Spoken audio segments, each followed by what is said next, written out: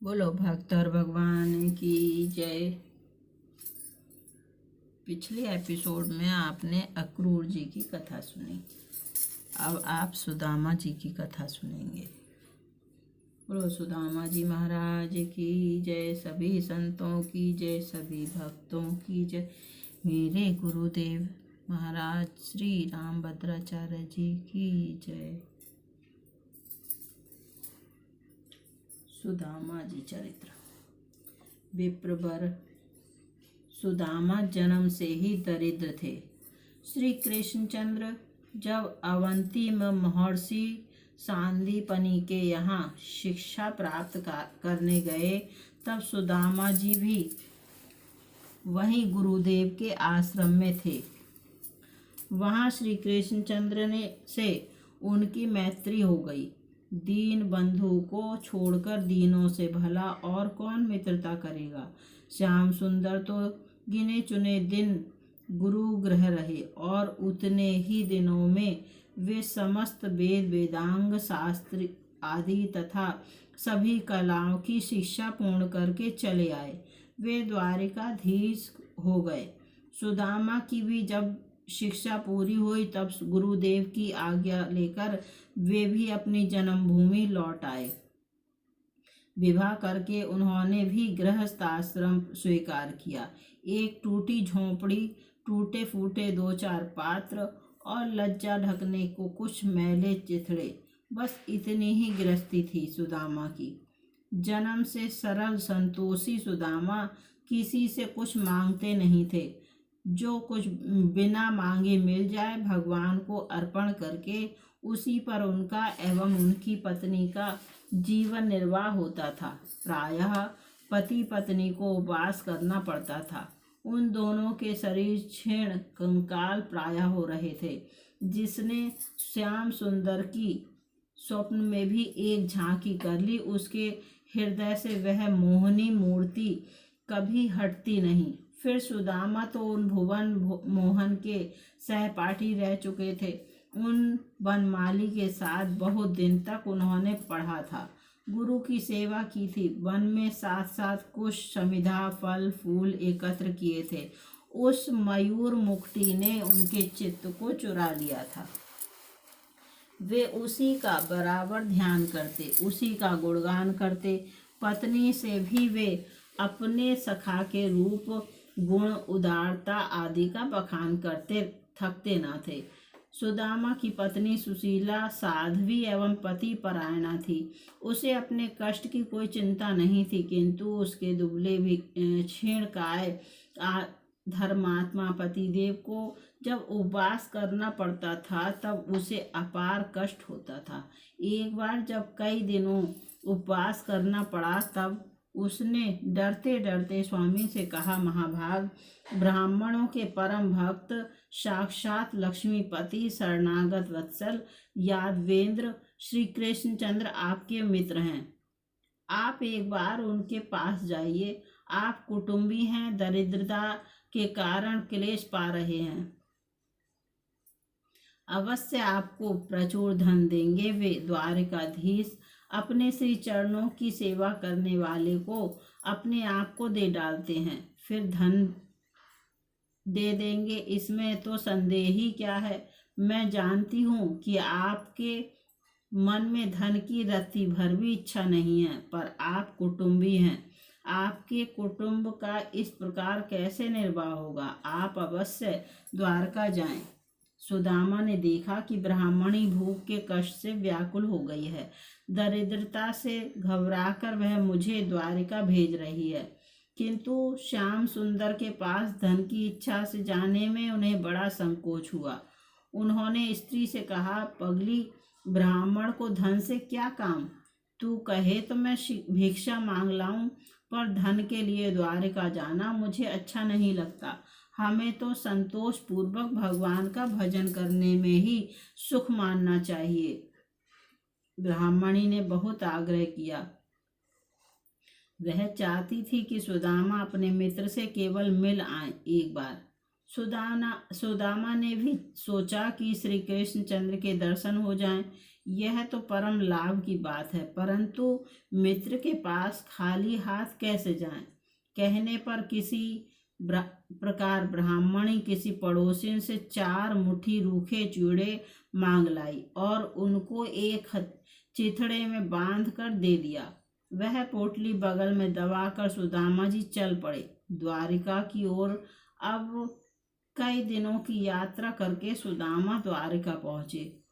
तब वहां का ऐश्वर्य देखकर हक्के बक्के रह गए। गगनचुंबी स्फटिक मणि के भवन, स्वर्ण के कलश, रत्न खचित दीवारें, स्वर्ग भी जहां फीका झोपड़ी सा जान पड़े। उस द्वारिका को देखकर दरिद्र ब्राह्मण ठक रह गए।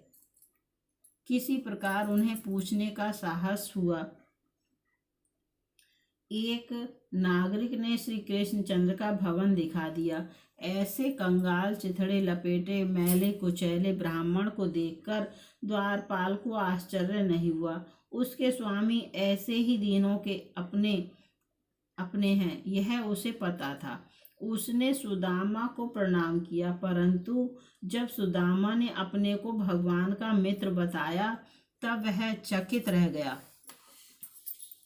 देवराज इंद्र भी अपने को जहाँ बड़े संकोच से दास कह पाते थे, वहाँ यह कंगाल मित्र कह रहा था।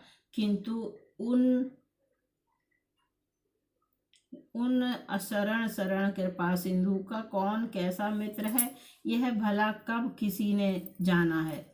नियमानुसार सुदामा जी को द्वार पर ठहरा कर द्वारपाल आज्ञा लेने भीतर गए।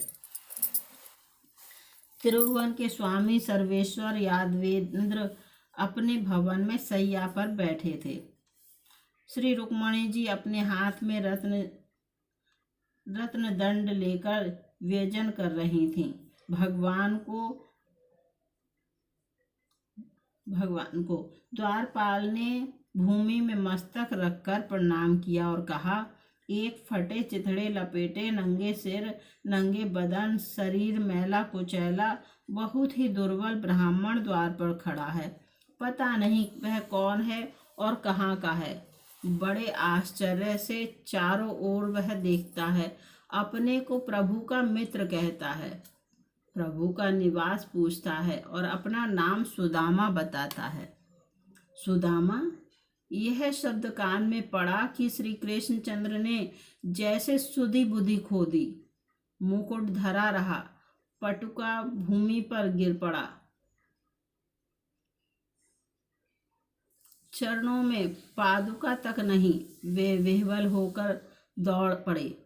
द्वार पर आकर दोनों हाथ फैलाकर सुदामा को इस प्रकार हृदय से लगा लिया जैसे चिरकाल से खोई निधि मिल गई हो। सुदामा और श्री कृष्णचंद्र दोनों के नेत्रों से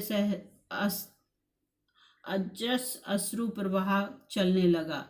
कोई एक शब्द तक नहीं बोला। नगरवासी, रानियां, सेवक सब चकित हो देखते रह गए। देवता पुष्प वर्षा करते हुए ब्राह्मण के सौभाग्य की प्रशंसा करने लगे। बड़ी देर में जब उद्धव आदि ने सावधान किया, तब श्याम सुंदर सुदामा को लेकर अपने भवन में पधारे। फिर प्रिय सखा को उन्होंने अपने दिव्य पलंग पर बैठा दिया। स्वयं उनके पैर धोने बैठे। ओह, मेरे सखा के पैर इस प्रकार विवाहियों से फट रहे हैं। इतनी दरिद्रता, इतना कष्ट भोगते हैं ये विप्रदेव। हाथ में सुदामा का चरण लेकर कमल लोचन अश्रु गिराने लगे। उनकी नेत्र जलधारा से ही ब्राह्मण के चरण धुल गए। रुक्मणी जी ने भगवान की यह भाव विवल दशा देखकर अपने हाथों सुदामा के चरण धोए। जिन भगवती महालक्ष्मी की कृपा कोर की याचना सारे लोकपाल करते हैं, वे आदर पूर्वक कंगाल ब्राह्मण का पाद प्रक्षालन करती रहीं। द्वारकेश ने वह चरणोदक अपने मस्तक पर छिड़का, तमाम महलों में छिड़कवाया। दिव्य गंध युक्त चंदन, दूब, अगुर, कुमकुम, धूप, दीप, पुष्प, माला आदि से विधि पूर्वक सुदामा की भगवान ने पूजा की। उन्हें नाना प्रकार के पकवानों से भोजन करा के तृप्त किया, आचमन करा के पान दिया। जब भोजन करके सुदामा बैठ गए तब भगवान की पटरानियां स्वयं अपने हाथों उन पर पंखा झलने लगीं। श्री कृष्णचंद्र उनके समीप बैठ गए और उनका हाथ अपने हाथों में लेकर बातें करने लगे। श्याम सुंदर ने उनसे गुरु गृह में रहने की चर्चा की, अपनी मित्रता के मधुर स्मरण कहे, घर की कुशल पूछी। सुदामा के मन में कहीं कोई कामना नहीं थी, धन की इच्छा लेस भी उनके मन में नहीं थी। उन्होंने कहा, देव आप तो जगत गुरु हैं, आपको भला गुरु गृह जाने की आवश्यकता कहाँ थी। यह तो मेरा सौभाग्य था कि मुझे आपका साथ मिला। संपूर्ण मंगलों की उत्पत्ति आपसे ही है।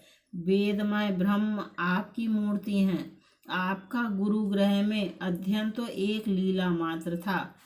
अब हंसते हुए लीलामय ने पूछा, भाई आप मेरे लिए भेंट क्या लाए हैं।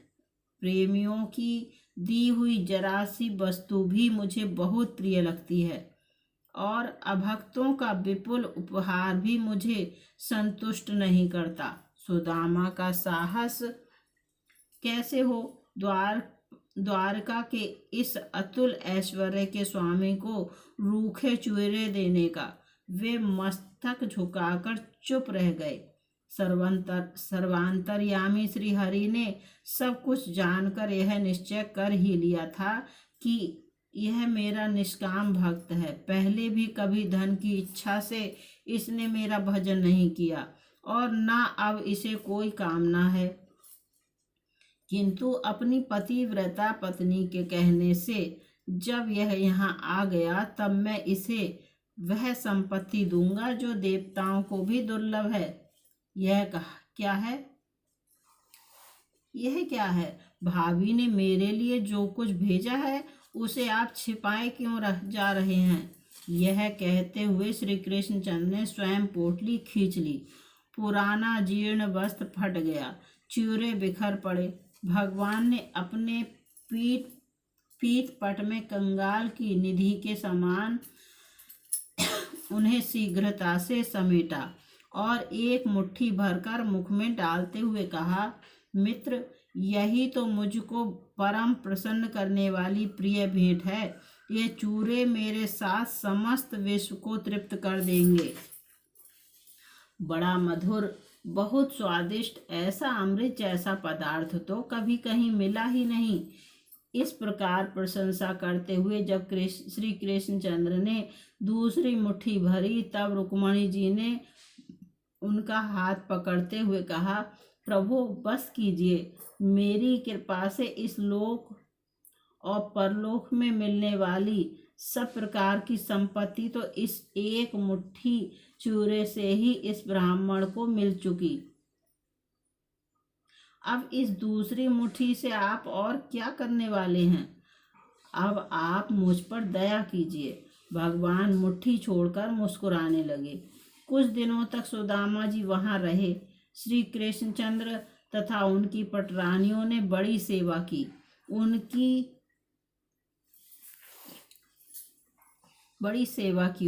अंत में अपने सखा की आज्ञा लेकर वे घर को विदा हुए।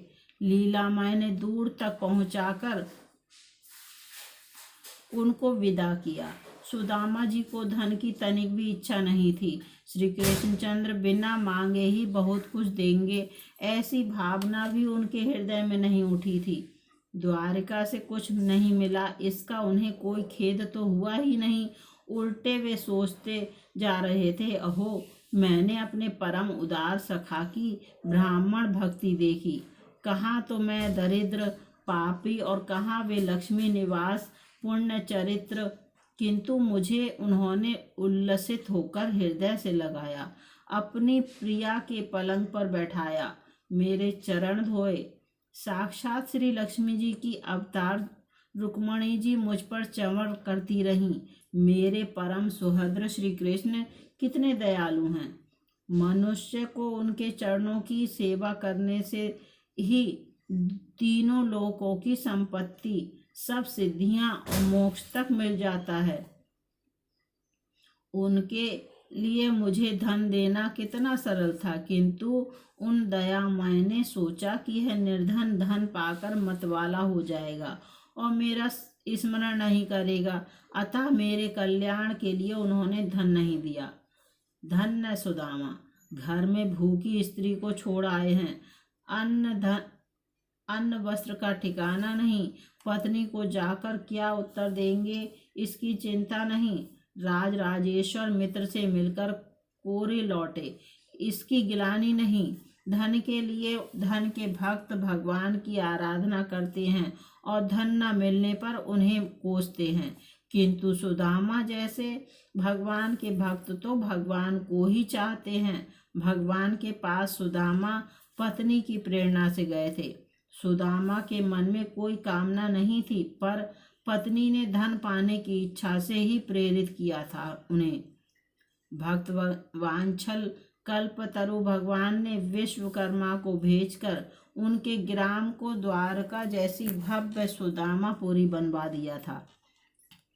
एक रात में झोपड़ी के स्थान पर देव दुर्लभ ऐश्वर्यपूर्ण मणिमय भवन खड़े हो गए थे। जब सुदामा वहां पहुंचे, उन्हें जान ही न पड़ा कि जागते हैं कि स्वप्न देख रहे हैं। कहाँ मार्ग भूलकर पहुंच गए, यह भी वे समझ नहीं पाते थे। इतने में बहुत से सेवकों ने उनका सत्कार किया, उन्हें भवन में पहुंचाया। उनकी ब्राह्मणी अब किसी स्वर्ग की देवी जैसी हो गई थी। उसने सैकड़ों दासियों के साथ आकर उनको प्रणाम किया, उन्हें घर में ले गई। सुदामा जी पहले तो विस्मित हो गए, पर पीछे सब रहस्य समझकर भाव गदगद हो गए। वे कहने लगे, मेरे सखा उदार चक्र चूड़ामणि हैं, वे मांगने वाले को लज्जित न होना पड़े इसलिए चुपचाप छिपाकर उसे पूर्ण काम कर देते हैं। परंतु मुझे यह संपत्ति नहीं चाहिए। जन्म जन्म मैं उन सर्व गुणागार की विशुद्ध भक्ति में लगा रहूं, यही मुझे अभिष्ट है। सुदामा वह ऐश्वर्य पाकर भी अनासक्त रहे। विषय भोगों से चित्त को हटाकर भजन में ही वे सदा लगे रहे। इस प्रकार वे ब्रह्म भाव को प्राप्त हो गए। बोलो सुदामा जी महाराज की जय, सभी संतों की जय, सभी भक्तों की जय, मेरे गुरुदेव श्री रामभद्राचार्य जी महाराज की जय। अभी आपने सुदामा जी का चरित्र सुना। अगले अध्याय में आप श्री चंद्रहास जी का वर्णन सुनेंगे। जय श्री राम।